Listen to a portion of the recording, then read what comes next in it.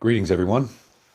I wanted to share with you a perspective that, or maybe it's not a perspective, although it is a way of looking at it, utilizing available information, knowledge, comprehension, and experience analysis, and just throwing it all on the table and looking at it. And I, I've mentioned before, I use easel pads that are tacked to my walls and start writing, so it gives me this broader visual of what and how things connect together. Well, I also use other mediums of paper, like painter's paper or anything, where I could just use a few tacks, get it up on the wall, and just start writing it out. And that's what you're looking at in front of you. There's, if you look in the center, that circle, in the center of it, it says human suffering, and there's one piece of paper there, but behind that piece of paper are two other ones. There's a whole bunch of stuff there. This is how I dump out my mind.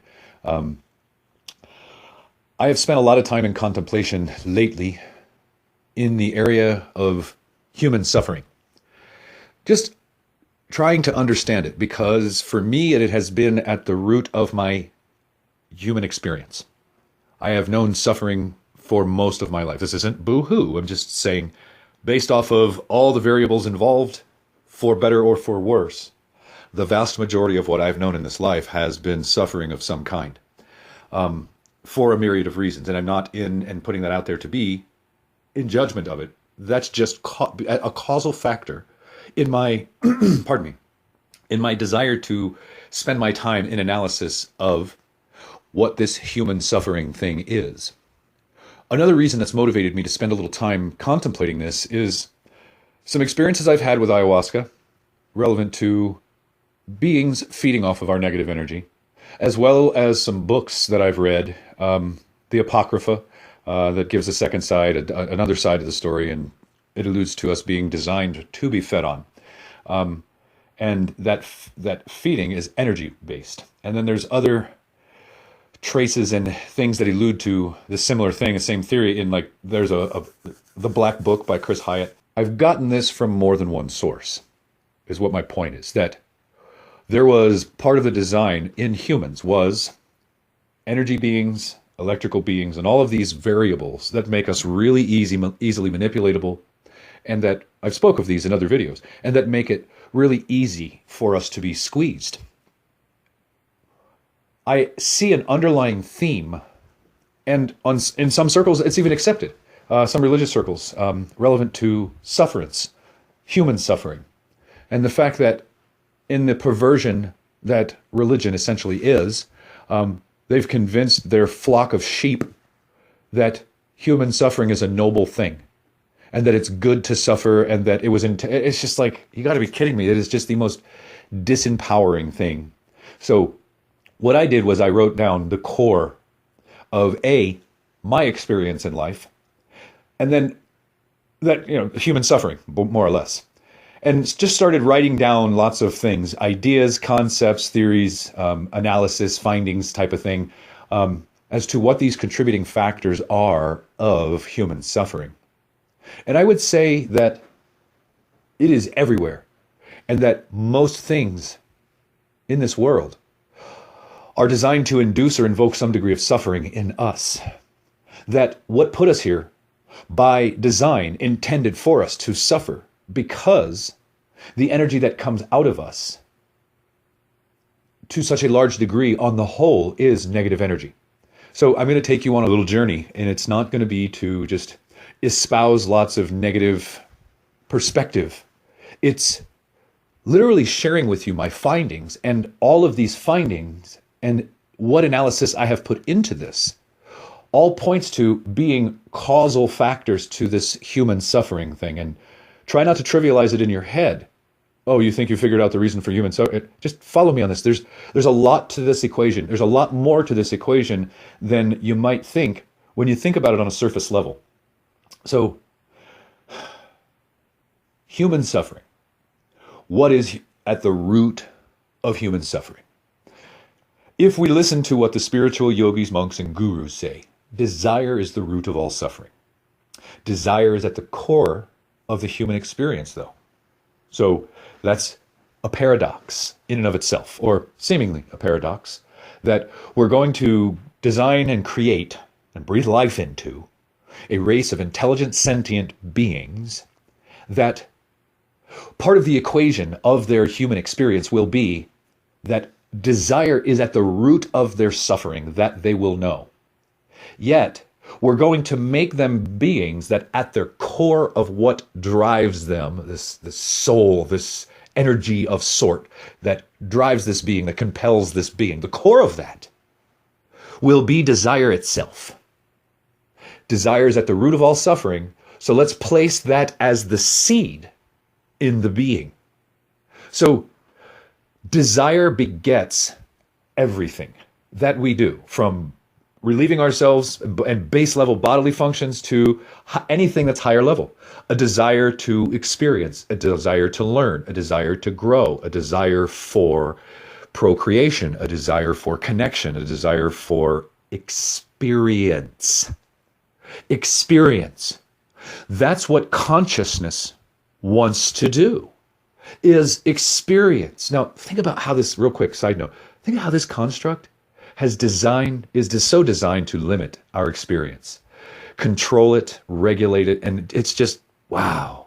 Yet at the core of what we are as souls that occupy a mitsu, that have the ability to have human experience, to fly, to swim, to just do all the things that we can do potentially, that's desire.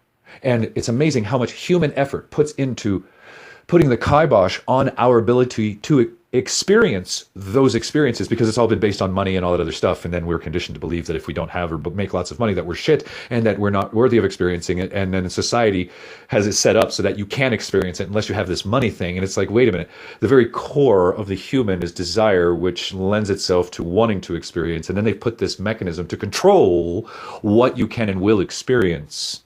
And that's just one piece of what man has added to that equation. I'm more referring to at the underlying, the base of this is the causal factors of the suffering. It was our design, our engineered makeup. So think about it. Really quick, high level. If you followed my stuff, you've heard me say this. Our minds were firewalled off, the brain with 20% at the highest levels. We can't take in too much information too fast and comprehend it all because of the energy that it takes from us. We shut off. There's been DNA firewalled off in us. The inward journey has been largely firewalled off in us. Connectedness to any of these extra sensory perceptions that we might otherwise have has been firewalled off in most of us. It's clear they turned off DNA to prevent us from rising to a level that they are or beyond or anything even close to it. And with all of that being what it is, part of the engineering of us was this desire. And then the equation, one of the equations, and it's one of the underlying ones because it freaking happens to us all. Love is not a guarantee in this human 3D construct paradigm, but suffering is. Don't care who you are. I don't care if you're royalty. You're going to know even some level of suffering. And below that proverbial capstone-ish thing, all of us will know suffering. All of us. That's the point I'm trying to make. All of us will know suffering. So it is one of the foundational pieces of the equation of the human experience. Something designed it that way. Could have been love. They could have just removed that little piece and put in love. Love is the root of everything for the human. And we grow through loving each other and loving the environment and loving our world, and the energy and resonance and frequency of love could have been. But what designed us doesn't feed off that. That is too conducive to profound amounts of growth and attainment of higher levels of existence if we evolve freely from that mode of conditioning, programming, being designed. That we evolve from an equation in our human experience that is love is the root of the human experience rather than suffering. So, desire is at the root of suffering, desire is at the core of the human experience, and desire begets intention, which begets will, which begets action for the human to do and create any of the stuff that we experience in this life or anything at all. Also, it is said that attachment is said to be at the root of all suffering. And that when you start thinking about the way this human experience is designed, the way we work, it's all about attachments, connections to people, family, friends, hell, pets, for crying out loud, or any other thing. Most of us, by design, will become attached to things, to people, to relationships, to things. Yet none of the things that we get attached to are permanent. So family members die and families fall apart. Friends become not friends anymore or move away. Boyfriends and girlfriends, they break up. Husbands and wives break up. Blah, blah, blah. There's just so much of this stuff that we get attached to that causes us suffering, sorrow, heartache, mourning. You know what I mean? Where we're praying, worshiping, praying for relief, release, freedom. So desire and attachment, by way of the spiritual circles of circles of monks, yogis, gurus, and all these people say that desire and attachment, depending on which philosophy you subscribe to, is at the root of all of this stuff. Yet at the very core of what the human being is, we're going to experience desire and attachment all over the place. All of that directly lends itself to human suffering.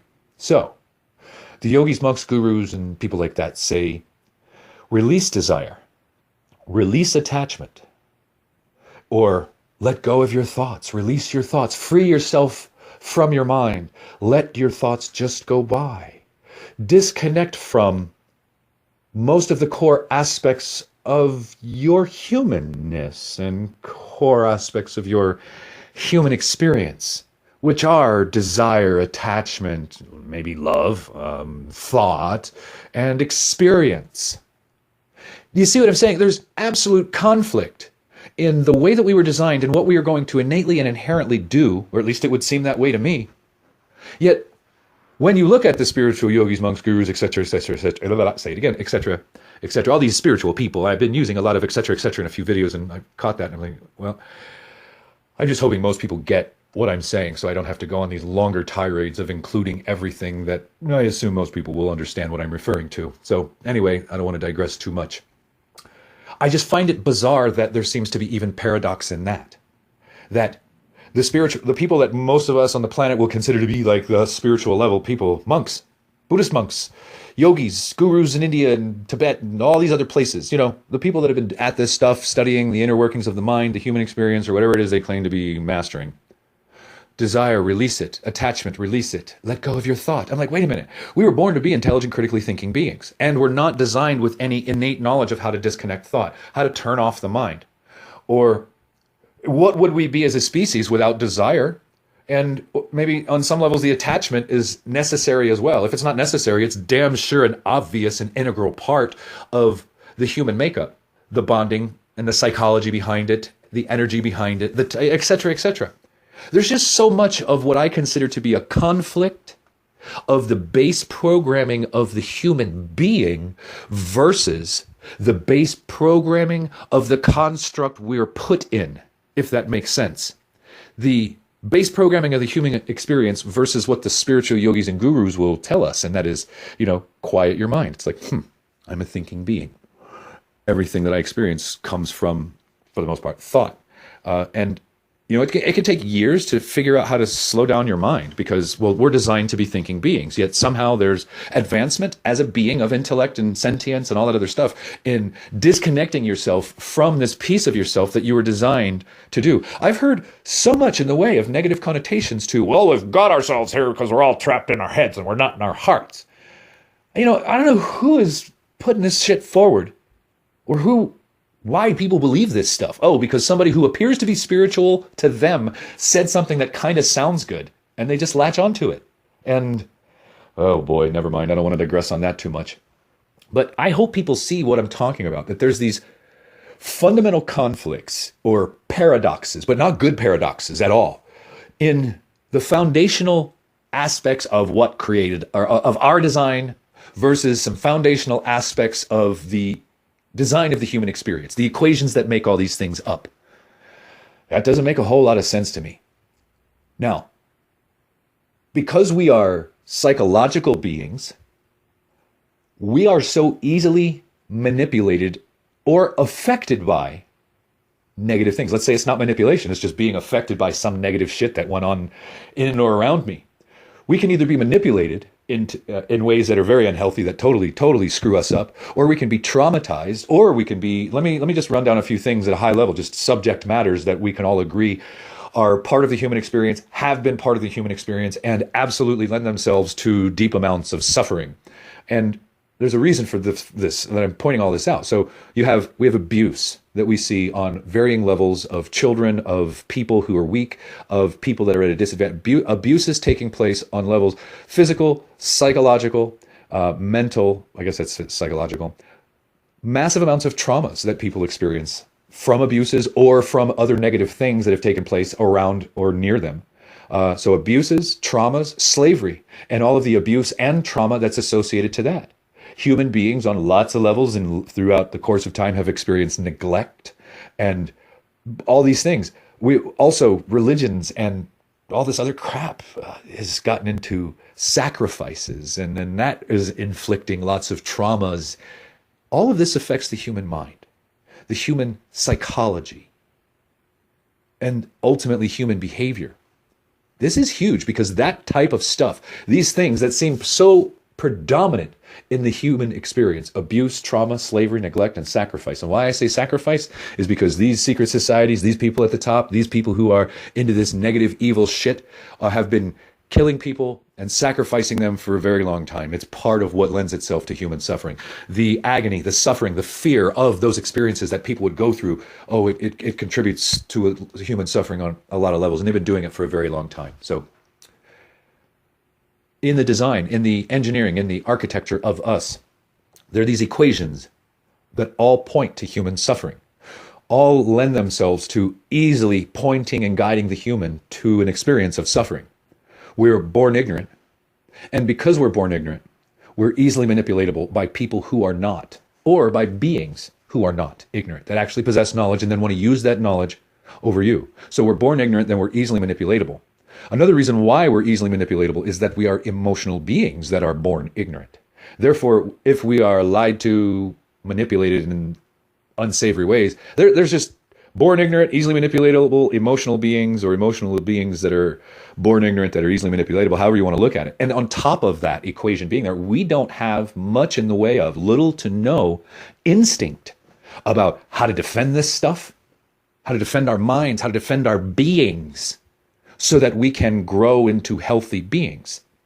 So much of what determines our health as a being comes from our psychological and emotional makeup, yet there are so many forces and factors out there that are absolutely destroying many of these aspects of the human in its developmental processes so that it develops in a toxic way. Like epigenetics, for instance. Epigenetics is a reflection of the environment that something is in and how it causes things to express, etc., etc. It makes sense. On top of being born ignorant, easily manipulatable, emotional beings that have little to no instinct about how to protect ourselves or navigate these aspects of the equation that make us such fodder and so easily manipulatable, we are psychologically compartmentalized as well. So let's say you get a whole bunch of negative shit when you're young, and that becomes a part of what you grow into, or aspects of it, which lends itself to you experiencing suffering because, well, you were fed a bunch of toxic shit. Then you don't have access into that. I guess the psychological compartmentalization ensures that we won't, once we hit a level of awareness and consciousness, have any direct impact or easily accessible direct impact to clean up any garbage that's within these core aspects of what drives the show. We have the conscious, the subconscious, the egoic mind, etc., etc. These pieces of us, all of them seem to serve different purposes, yet we don't have any direct control over the most important aspects of what's driving the show, because the information that gets put into the driver's seat, so to speak, is a lot of what we're programmed with when we're kids. And if we're born into families where our parents are profoundly ignorant, we don't stand a chance against those who are not, especially those who are not and then will not and do not share information so that they can maintain power. It's amazing when you start looking at these equations and factoring them all in to a grander whole, when you see them all as causal factors behind this whole of human suffering. So I've also suggested in other videos that humanity has been guided and steered, directed, manipulated into this state of suffering. And when you look back at the course of history, there's a lot of evidence based off of the history that we do have and what we don't, or what we do know, that this negative human suffering experience has been with us forever. From, slavery to disease to war, hunger, starvation, Emotions cause suffering. Religion has caused suffering. Rulers, conquerors, and all that stuff cause suffering. The Crusades, the plagues, genocide, democide, slavery in the various forms that we now see with debt slavery. Interest has caused suffering. Money has caused suffering. War has caused all of these things. These are all things that have been with humanity. Humanity has been stimulated into suffering using these various mechanisms for 7,000 years. And what's even crazier is that all of these things I'm referring to are kind of repeating cycles. So it's not as if we're learning from them. It's not as if they're really teaching the whole of humanity. Because by the time the whole of humanity starts to get it, then generations die off and we have these young ones that don't get it, that have to figure it out. And they can induce these cycles where we're repeating the same stuff, as that theme seems to be with us, repeating the same things. Well, why the hell are we doing this? It's not, is it because we're stupid? I don't think so. But we're not learning, is what I'm suggesting, from all of these things that are inducing this human suffering. We're not learning because we're repeating the same cycles. Or is it that because of how do I say this? Maybe as we begin to learn this, things end up taking place to disconnect us from this. A generation or two goes by, and then we begin to forget. Because, we begin to forget. And then it breeds the ability for us to continue to repeat the same cycles. And the reason that would even work or be part of the deal is if we're continuously repeating the same cycles, the same of slave, war, death, destruction, money slavery, interest slavery, debt slavery, plagues, crusades, religious type shit, blah, blah, blah, blah, blah. It just continues to breed the same end result of human suffering.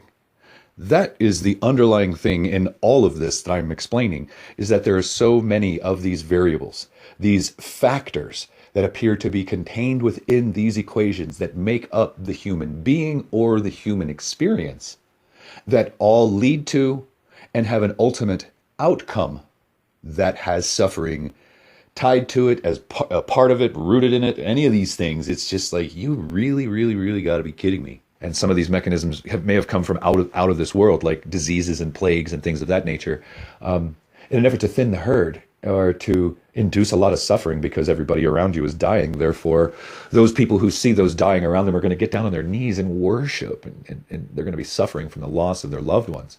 So all of the various pieces of this puzzle don't show the work of benevolence.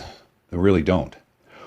It lends itself to the fact that something truly did do, as I'm alluding, create us for the purpose of feeding off of us, designed us to be beings that will suffer, put us into an equation or an experience, a 3D experience, 4D experience, where some of the most foundational equations that run the experience mean that you will suffer. That suffer drives the human to their knees. And what that means is you're going to pray or worship this being that created you to feed from you, because in the negative of the human suffering and that energy coming out of you, you're feeding them what they call food, loosh, or some people call it sloosh, and it's food for the gods or the aliens or both. Apparently, this negative energy that comes out of us is so abundant and so nutrient dense for them that they've been with us for at least 7,000 years. When you start looking at, for instance, the stories in the Bible, it's amazing how wrathful, vengeful, spiteful, and many other adjectives that describe something that is not very benevolent, and what it does to humans that don't listen to it, bow down to it, worship it, blah, blah, blah. You hear the stories of what was done to Job. We hear the stories of, what was it, Abraham or Isaac or somebody that literally was told to go and sacrifice his son for blood offerings. This quote unquote God, sacrifice a ram, sacrifice a lamb, sacrifice a bull, give blood to it. The fact that the religious movement gave birth to the religious crusades that went out and slaughtered more people in the name of religion and the supposed God that loves us all, And they'll give you reasons of saying, well, man was perverted and we had to wipe it. It's bullshit. It's bullshit. It's bullshit. It's that this thing is violent and evil at its core. And in that place, it created a bunch of sentient beings to suffer so that it could feed from it. Now think about that. These are aspects of this equation that most people refuse to accept, refuse to consider, refuse to believe. It's too much for their paradigms. It's too much for what they think they know. It's too much in comparison to all this shit that we've been told. They have consistently, by way of a hell of a case of Stockholm Syndrome, even fed the narrative that was indoctrinated into their minds by the religious mechanism that's on this planet to drive these seeds deep into the psyche of man so that it becomes one of the biggest sources of human suffering. And that one of the byproducts of breaking out of mental slavery, breaking out of indoctrination, breaking out of ignorance is going to be a degree of suffering of the human mind, because it's going to be finding information all over the place that is so in contrast to everything it's ever been told and taught. Then it has to get to the point where it accepts that everything that it's been told and taught has all been a lie, and that there's been maliciousness involved in the whole process, and accepting that all of these things I'm referring to are conducive to human suffering. And then ultimately, one of the things that I find to be very interesting that seems to have increased more and more and more over time, and I think it's because of another design flaw or something that's been designed and or conditioned into us, is that no matter what happens to us humans, and most of it in this context is inflicted upon us by other humans, but some of it is inflicted upon us by the quote unquote gods, is that for whatever reason, rather than banding together, rising up, or doing any meaningful thing to make any of the shit that is so negative that causes a lot of it to go away and not exist anymore in this existence, is that we've been designed or conditioned to accept it. And that acceptance may come from a place of being completely disempowered and in fear of our supposed God. And because it's God, well, what can we do? We just have to accept it. And it's consistently beaten and conditioned into the minds and the psyche of humans to accept all of this negative shit that has gone on all around us that has been a source of human suffering. We've become more and more tolerant of some of the worst atrocities that have taken place. We think back on history and even in current times. We become very tolerant, very accepting of these things that are profoundly affecting the human experience and adding to negative, low base level emotions, experiences, frequencies. We adapt to it. We're designed to adapt to these kinds of things. We just simply get used to it. Think about that. Rather than doing anything to change it, rather than doing anything to grab the proverbial horse by the reins, the bull by the nose or the ring in its nose, or by the horns, or anything that has us in control for some meaningful, beneficial purpose for the whole of humans, we've not done that because we've been conditioned into this place of acceptance and tolerance, adaptation, getting used to what's doing this to us. And in some cases, we've been brainwashed into worshiping what's doing this to us when it's coming from these beings or being outside of this world. That is, when you start looking at some of the mathematical equations, and I say that in a metaphor, because they're not necessarily mathematical equations that I can quantify, but I think it's a good enough metaphor for people to see what it is that I'm saying, that all these factors are at play. If this, then that. It's almost like an equation, so it fits. I can't see that there's a whole lot of our design or the design of the construct that we were put into to experience what we are told is life, that has been or is rooted in love, benevolence, quote unquote holiness, purity, any of these good things. Look at what all this stuff that we've been experiencing as human beings has produced on this earth and in this world. Don't just default to your programming that somebody else gave you that says, oh, it's the devil's work. Come on now. Also, another aspect of this most of us don't consider, or that I've considered and I'm just putting out there as something for other people to consider. In the effort to ensure that we're going to suffer, we were designed in all the ways that I've told you. And then here's another one. We were designed to be self-contained pharmaceutical dispensaries. Think about it. A experience in the human perception of the world equals a chemical being emitted into the brain by one of the glands. Those chemicals create feelings or induce emotions that cause thoughts that induce more chemicals, and there's a whole snake eating its tail in that equation. And when we're manipulated by our own kind or by outward forces into this negative stuff, that whole snake eating its tail becomes this spinning energy of negativity, where you're conditioned into a place where your thinking causes you to emit chemicals in your brain that add more of that feeling that's aligned with the thinking, when if the thinking is a byproduct of the experienced reality that has been largely turned into a perversion and toxified version of a human experience by way of men. And it's just amazing how this thing feeds on itself. So when you think of the chemicals that are squirted out into our minds that also feed into this thinking pattern, this is a vulnerability that can be exploited. I think in computer terms in a lot of ways, and this makes sense. This is a vulnerability that was, I think, designed into the human being so that it could be easily exploited as a mechanism to extract and create negative emotions in human beings, that negative energy that comes from suffering and conflict and limitations and all that other stuff that we experience, and greed. And so the emotions do one major thing above all else, it would appear. Could be lacking in some perspective, but this is what I see. That these emotions disrupt logic and reason. And that's what keeps us sane in a lot of respects. Logic and reason. So the emotions disrupt logic and reason. The emotions can be manipulated. The emotions are created by the chemicals that are based off the experience and all that other stuff. So this is why we hear certain people, spiritual masters, psychological masters, whatever it is that these people are, most of you will recognize what I'm saying here in a second, is that this is why we're supposed to control our emotions. Think about that. So we were given this thing that we recognize are called emotions. They're induced by chemicals that are squirted into the brain by the glands that were given to us that contain these chemicals that we continuously produce more of. We have an experience, and let's just say negative. In the context of what I'm referring to, most of this being negative experiences to induce negative energy, negative human experience, suffering to feed something else. So we're designed as this pharmacological dispensary. We experience something, produces a chemical, creates an emotion, creates that snake eating its tail. The obviousness of the emotions being a mechanism to disrupt logic and reason. Think about how many times you've gotten angry and did stupid shit, fell in love and did stupid shit. It's all by design. So we're given this thing called emotions that literally are designed to disrupt logic and reason. We're supposed to control them. Now, why would we work so hard to control something that our Creator gave to us? Really? He gave us something that was out of control and without training and knowledge. Some of that stuff that we weren't given by way of any inherent instinct or anything like that, to be able to control these things called emotions that we get that screw up the experience, that cause us to say things. If you don't control your emotions, maybe you could say things. Well, the Bible talks all about, as an example, lots of spiritual texts as well, talk about controlling the tongue and what you say.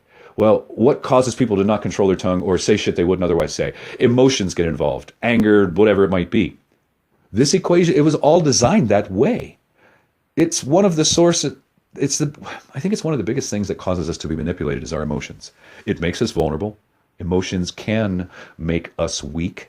Can they make us stronger? Sure, if the right equation and you feel good and you get good ones.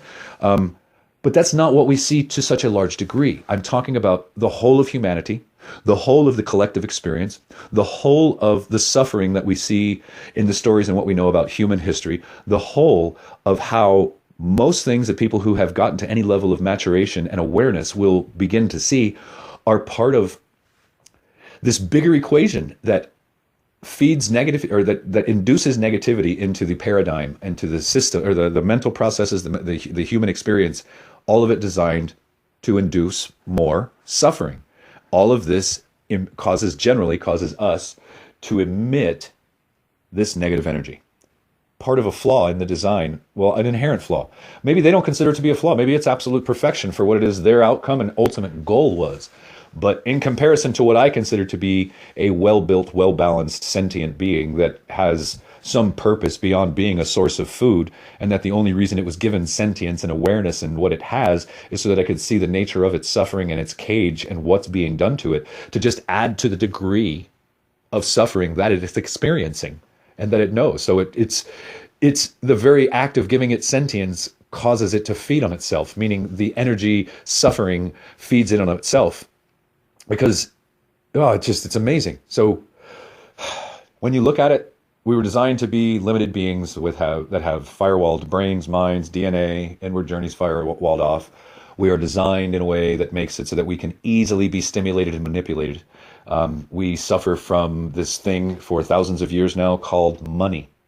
And think about how much that man-made creation has induced suffering on levels that are just hard for the human mind to fully comprehend.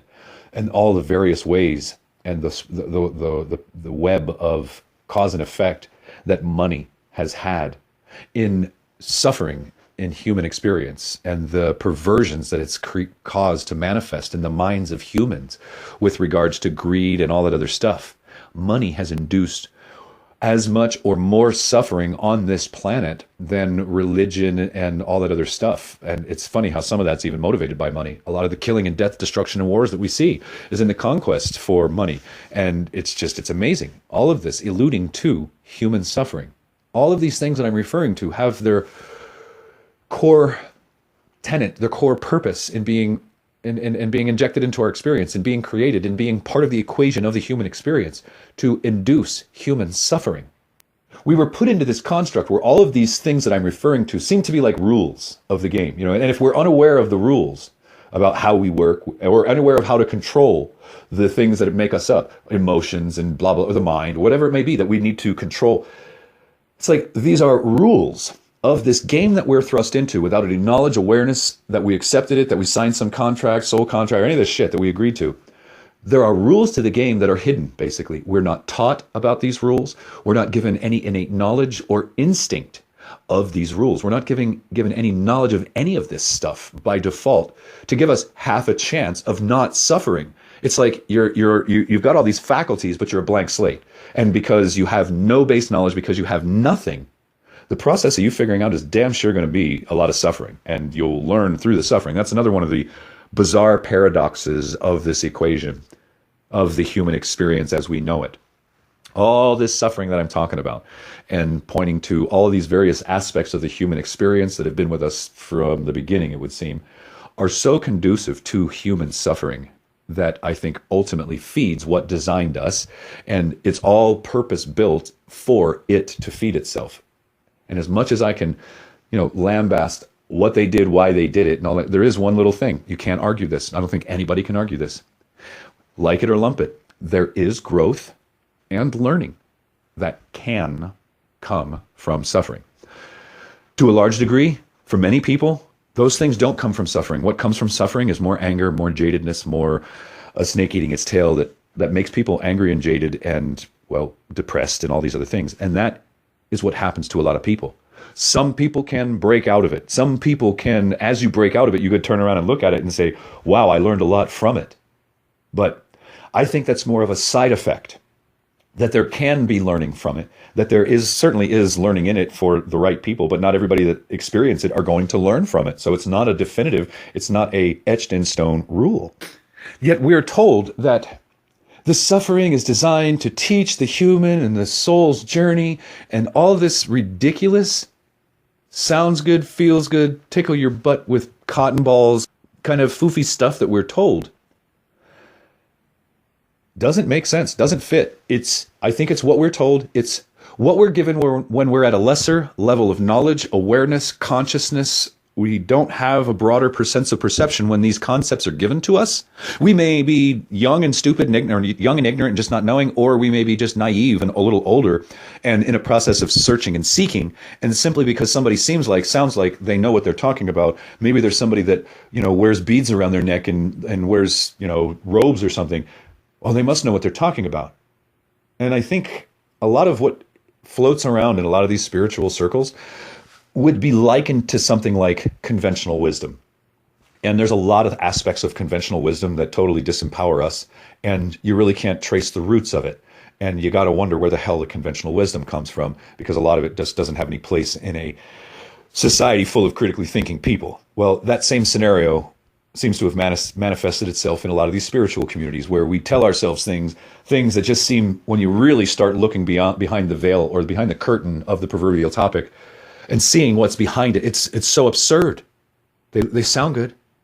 Oh yes, human suffering is the journey of the soul, and blah blah blah, all this roses that they'll put around the whole concept of human suffering, that there's some noble thing in it and that it's for the benefit of the soul, and just accept it, be tolerant of it, adapt to it, get used to it, that's just going to be part of your human experience.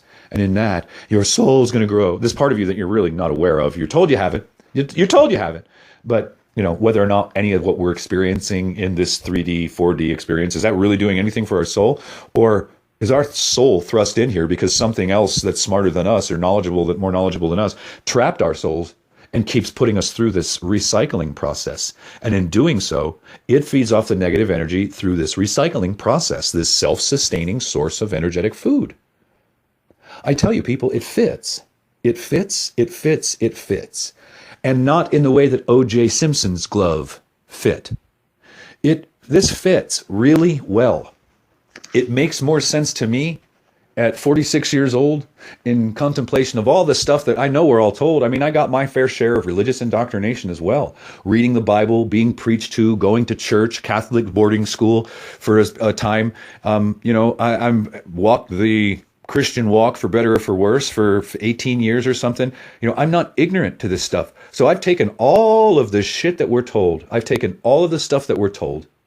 I've taken everything that I figured out for myself, walking away from the box. I've taken what I've seen through deep entheogenic journeys in the jungle with shaman, some of my own deep entheogenic journeys by myself. I've taken what I've heard from other people who have had experiences that seem to parallel mine, or have deduced or concluded similar things by way of potentially different experiences, but all leading us to believe, okay, a lot of us that go down this path, there's a lot more to what this is than we've been told. I don't know. I tell you, just like Jordan Maxwell says, nothing in this world works the way you think it does. It's amazing how true that man was with that. I mean, nothing we've been told is true.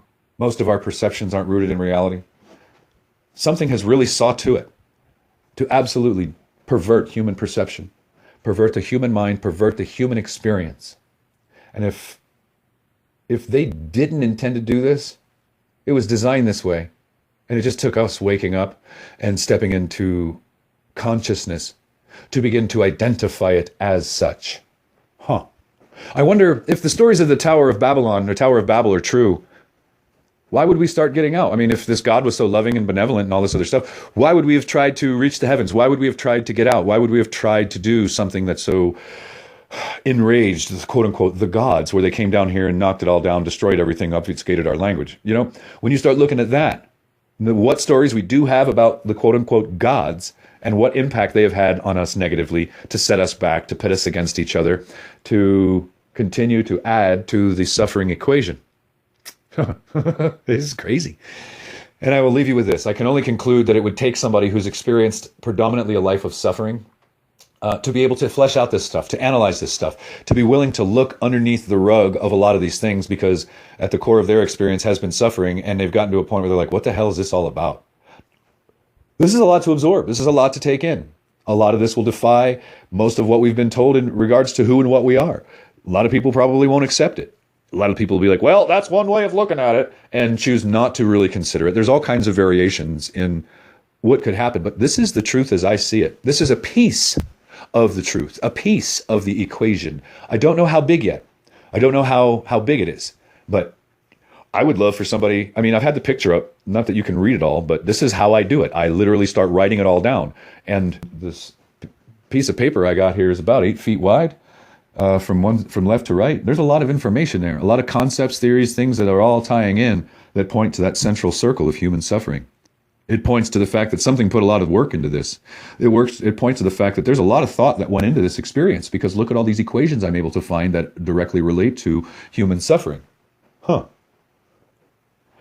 God loves you.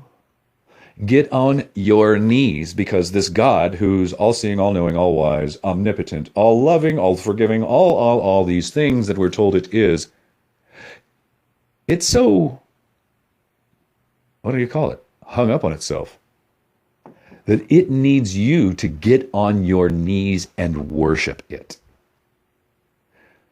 Think about that equation. Worship me. You created your kids. Do you require your kids to get on your knees and worship you? Would any loving thing really require you to get on your knees and worship it? And if you didn't, make you suffer? When you look at the stories that we're told about Adam and Eve, they simply ate of the fruit of the tree of knowledge. They stepped into knowledge, and because of that, were cast out. All of their subsequent progeny would suffer, etc., pain in childbirth and labor, sweat of your brow through labor, and all the things that have been more conducive to human suffering. But people have somehow believed that this was a benevolent God, that it kicked us all out, and all. It's just amazing what we have accepted, what we have believed, what men have told us, what has been crafted for us to believe. And the worst part about it is if these stories are true, oh, that's some sick shit. That this is really what this is. That this is really what's been done to us, and really why.